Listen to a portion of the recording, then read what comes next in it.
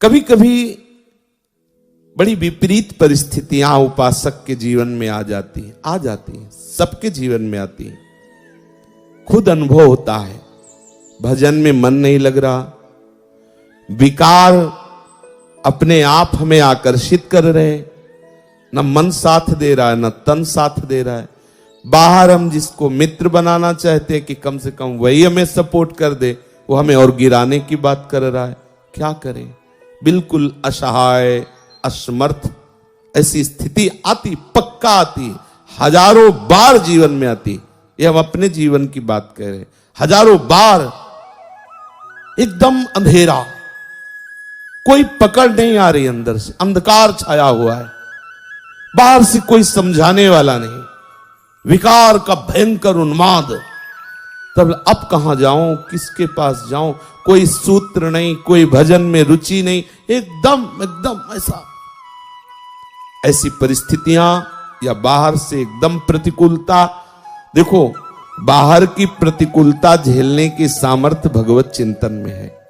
अंदर से चिंतन सरस चल रहा है तो बाहर से हम प्रतिकूलता सह जाएंगे। पर ऐसी स्थिति जब अंदर अंधकार छा गया, अंदर अंधकार मतलब ऐसा लग ही नहीं रहा कि हम भजन करते हैं।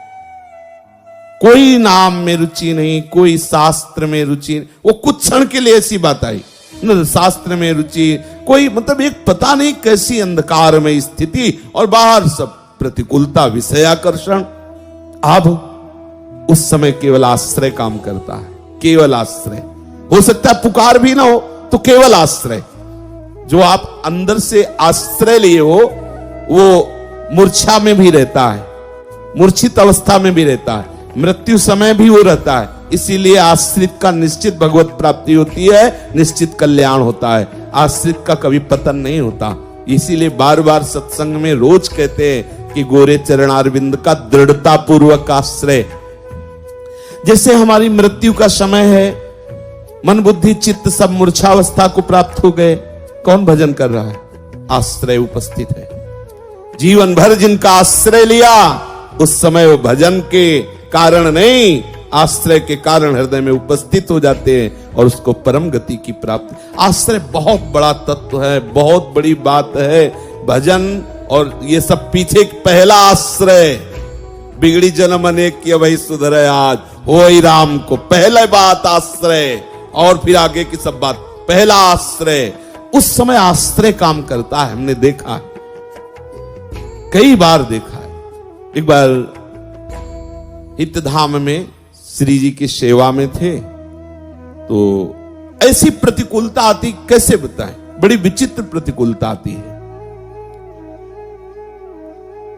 हम जिनके सहारे, उन्हीं से प्रतिकूलता। जैसे मेघ की बात आई ना, उन्हीं से। ऐसा नहीं, हटो चलो, अब इधर हटो, अभी इधर हट गया, इधर भी हटा। अब वो जो सरस चिंतन हो, अब कैसे जिए? श्री जी के पात्र मार्जन किए थे श्रृंगार करने के लिए, स्नान कराने के लिए। बस श्री जी की तरफ, यही श्री जी इनकी तरफ देखा, बड़ी गुस्सा आई। रोज इत्र लगाओ, रोज भोग लगाओ, या दुर्दशा हो ही जा रही, और आप ना उधर से ना। अरे कम से कम इतना तो चाहते हैं ना कि जिनके हम सहारे हैं वो मुस्कुरा दे। इतना भी नहीं चाहना। अगर इतना चाहोगे तो गड़बड़ हो जाएगा। बड़ा विचित्र खेल है। देखो, मन में इतना है, जैसे कोई दौड़ रहा है, चढ़ाई चढ़ रहा है, तो उसको एक लगता है इतना तो कोई कह दे शाबाश, तब तसल्ली होती है। हाँ, और वो इतना दौड़ रहा है, इतना परेशान हो रहा है, ऊपर से उसे और डांट के कर दो सारे कायर, तो उसको कैसा लगेगा? लेकिन इस मार्ग में ऐसा ही दवाई होती है। अगर कहीं बड़ाई हो जाए तो समझ लेना कोई अपराध बन गया, पक्का समझ लेना। अगर गुरुजन, वैष्णवजन, संतजन तुम्हारी बड़ाई सभा में तुम्हारा सम्मान, तो अंदर से महसूस करो कोई अपराध बन गया, प्रभु किसी अहम वृत्ति का मुझे दंड दे रहे हैं। पक्का समझना। उस समय हर्षित मत होना कि बहुत बड़ा लाभ मिल गया, गुरुजी देखो सम्मान करवा। नहीं, गुरुजन जब प्यार करते हैं तो अहम का नाश करके पूर्ण दैन्यता प्रदान करते हैं। अंधकार छा गया, सेवा को रोक दिया, लेट गए, न भिक्षा मांगेंगे न किसी से बात करेंगे। सब उस सेवा प्रवृत्ति फिर उठे, गुस्सा होते हुए श्री जी से। अब जल ऐसे तांबे के पात्र में रख के ऐसे श्री जी को स्नान, फिर गुस्सा आए, पूरा जल श्री जी के ऊपर, जैसे होली में नहीं ऐसे सब डाल दिया, नहा धो लो। उस समय तो मतलब बिल्कुल तन्मयता है, क्योंकि उनके सिवा हमारा कोई है नहीं। पूरा कब तक इधर जिधर देखो उधर, जब जैसा मर्जी आया वैसा ऊपर चल रहा है। नहीं करेंगे सेवा, न भोजन करेंगे न सेवा करेंगे। फिर लेट गए, ये दोबारा लेटे। 5 मिनट हुए थे, भक्तमाली जी 2 संतों को लेके आ गए। श्री हरिवंश आवाज आई तो थोड़ा उठे, देखा 3 संत उनके सहित। अब गुस्सा थोड़ी दिखानी पड़ेगी, और ऐसी चर्चा की कि रोते हुए सेवा शुरू हो गई। वो जो ही गए तो रोते हुए सेवा, एकदम आनंद, एकदम आनंद।